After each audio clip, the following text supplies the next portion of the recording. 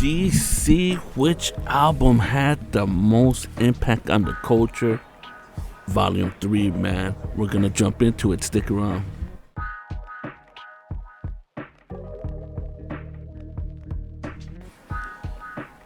DC, which album had the most impact on the culture? Volume 3, man. Episode number 3, show number 3, call it what you want, but it is dropping today. Episode volume number 3, man. Were two albums that compare which one had the most impact on the culture, man. Shout out to everybody who's doing right by the culture and uplifting it and not fucking it all up, man. You know what I'm saying? I hope what I share with you raises your frequency, raises your vibration, and puts you on a whole nother level of thinking, Jack. I hope you had a great week. Be vigilant, be aware of your surroundings, man. These are the days and times that we've been talking about when stepping out with your family. Just be aware of your surroundings, man. Be cautious of everything around you and question everything, man. We're here, man. And if you haven't already, come on down to Jimmy's USA in Whittier, California, on Whittier Boulevard and Mar Vista, man. We got parking in the front, on the side, and on the back, and I think they made another parking at the corner there. So come on down, man. This is a hidden gem over here, man, with lots of great collectible items, vintage t-shirts, clothing, and vintage toys, vinyl records, and cassette tapes. Come on down to the Duran Custom booths, and come on down over here and check out everybody over here, man. Shout out to Jimmy from Jimmy's USA, sports cards, collectibles, and so much more. Let them know that Duran Custom sent you. And if you appreciate what I do, man, you could Venmo me at Richard Duran 33, all capital letters, at symbol Richard Duran 33. Check out all the other shows we got going on. Every Sunday night, we drop the Quantum Hour show. We try to drop a mix. Also, during the week, we try to, or every other week, man. It's mostly consistent with every week or every other week, man, but there's always a new mix getting put up, you know. And if you want your mixes shared here with Duran Customs, or you want a special request for the Quantum Hour show, you could hit me up at PEOTHEDONLPP@yahoo.com, man. Most of all, don't forget to like and subscribe to the channel and share, man. We're closing into that 1,000 subscriber mark, so I appreciate every single one of you guys out there, man. You guys are like family to me, so thank you all very much. I hope you had a blessed New Year, man, and I hope you have a prosperous New Year with your family, you know. So let's jump right into it. The two albums that we're gonna compare here today, they're too worthy, man. One of my favorite groups, two of my favorite groups of all time. One guy went solo after a while, man. You know, I believe after the death of his DJ, man, Scott Lorau. I'm talking none other than Boogie Down Productions, but is it By All Means Necessary, man? And then Run DMC's Raising Hell, man. Two classic albums right here, man.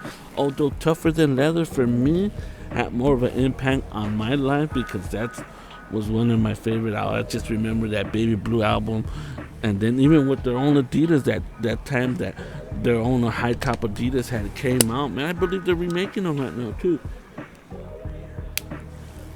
We had, I believe we had a pair of those, man, me and my brother. So those were dope ass, man. What, I'm a big fan of Adidas and Jordans, man. But if I had to choose one between Jordans and Adidas, man, I'm gonna have to roll with Adidas, man, no doubt. But yeah, let's read a little bit about this one, man. This one had my Adidas on it. Walk This Way. They're probably one of their most popular ones because they collaborated with Aerosmith on Walk This Way, rock and rap together, man. Peter Piper, It's Tricky, man. Is It Live? Perfection is dope. That has a dope drum beat throughout that track, man. You Be Alien, Dumb Girl, man. Son of Byford, man. Proud to Be Black.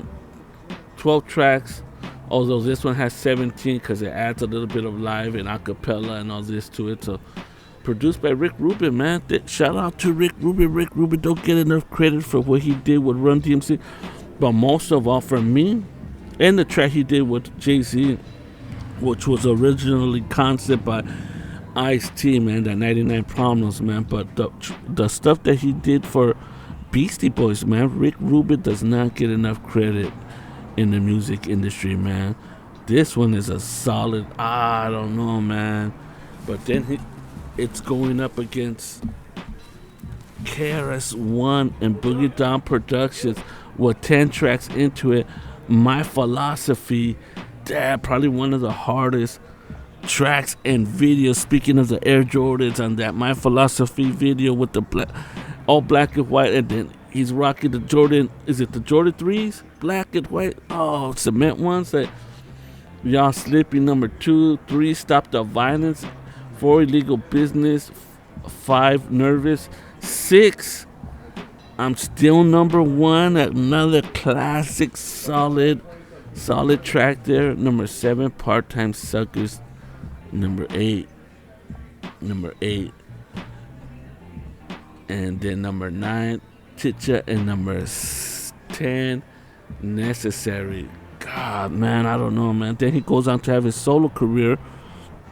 They dropped a few more Boogie Down productions because there was Love's Gonna Get You and then Duck Down. And then he just dropped the Boogie Down production, just went all in with KRS-One. Knowledge reigns supreme over nearly everyone, man. Number 8 was Jimmy, man. That was a dope one. So this one had My Philosophy. I'm Still Number 1, Jimmy, man. Dope track, dope. Talk about album cover art, man, on this one. Which one had the better album cover art? I'm gonna have to say this because this one is a play off of Malcolm X's, right? So, original photo. I gotta say this. I'm going with this one. Which one had more of the hits? I'm gonna have to say this one here, man. So it's up for you guys to decide which one had the most impact on the culture. If I'm gonna say on the whole culture as a whole, man, probably introducing rock. But I feel that Beastie Boys had already did that. But Run DMC will Walk This Way. Then it had My Adidas, which was legendary, man. More of an anthem, more of that type. I'm gonna have to say Run DMC's Raising Hell, man. Let me know what you guys think. Oh, you know what? Hold on. Let's read a little bit about this album, man. Raising Hell is the third studio album by American hip-hop group Run DMC, released in and on May 15, 1986 off of Profile Records. The album was produced by Russell Simmons and Rick Rubin. Raising Hell is notable for being the first platinum and multi-platinum hip-hop record. Wow, I never knew that. The album was first certified platinum on July 5th, 1986. Before it was certified 3 times platinum. Damn. On April 1987, it was widely considered to be one of the greatest and most important hip-hop albums in hip-hop history. So see, there it is, man. You know, let's read a little bit about Boogie Down Productions, By All Means Necessary. Hold up a bit.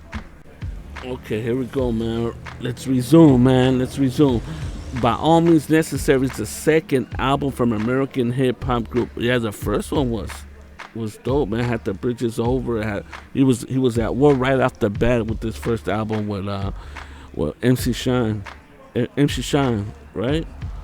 KRS-One was. So it's the second studio album from Boogie Down Productions, released on April 12, 1988 on Jive Records after the 1987 murder of DJ producer Scott LaRound. Rest in peace to Scott LaRound. Rest in peace to Bretton Wood, man. He was a legend, man. He's truly gonna be missed in our culture, man. Shout out to Bretton Wood. He has such a beautiful and great legacy out there, man. Shout out and rest in peace and prayers out to Mr. Bretton Wood's family out there. After 1987, KRS-One moved away from the violent themes and dominated Boogie Down Productions' debut Criminal Minded and began writing socially conscious songs using the moniker The Teacher. Salute to KRS-One, man. Salute to Run DMC. This is Which album had the most impact? Volume 3 on the culture, man. Let me know what you guys think. Write it in the comments down below. I hope everybody out there stays safe. Be vigilant of your surroundings. Peace, love, and light. Till next time, and I'm out of here. Peace.